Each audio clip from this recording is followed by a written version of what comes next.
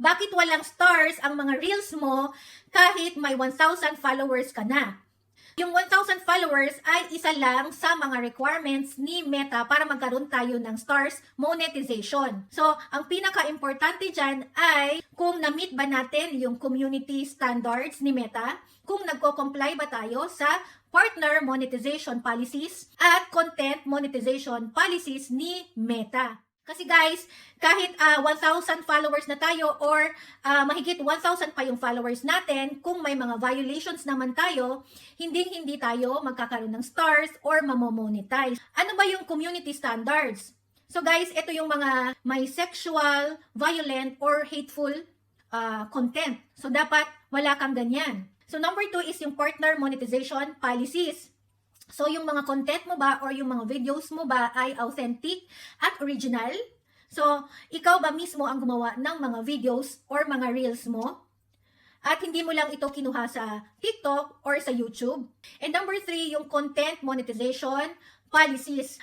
May mga pinagbabawal kasing format sa videos si Meta na hindi pwedeng ma-monetize. So guys, dapat simulan mo nang linisin yung account mo, i-delete mo na yung mga content or mga videos na sa tingin mo ay nagva-violate sa mga policies ni Meta para lumabas na yung stars dyan sa monetization tool mo. Please don't forget to like and follow para wala kang ma-miss na kahit na anong videos dito sa ating page.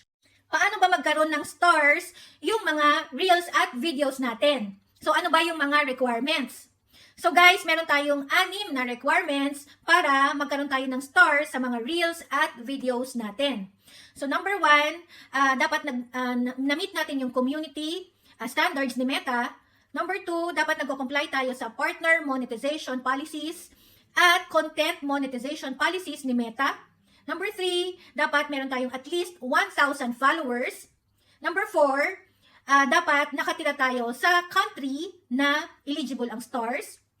Number 5, dapat nag-agree tayo sa stars, terms and conditions. At number 6, dapat tayo ay at least 18 years old. At syempre guys, dapat masipag tayong mag-upload ng mga reels or videos natin. Mag-upload tayo ng 3 times araw-araw or 4 times araw-araw. Mas marami, mas maganda. Mas marami, mas mapapansin tayo ni Meta. At kapag napansin tayo ni Meta guys, mas mabilis na magkakaroon tayo ng stars at ma-monetize ang ating account. Please don't forget to like and follow para wala kang ma-miss na kahit na anong videos dito sa ating page.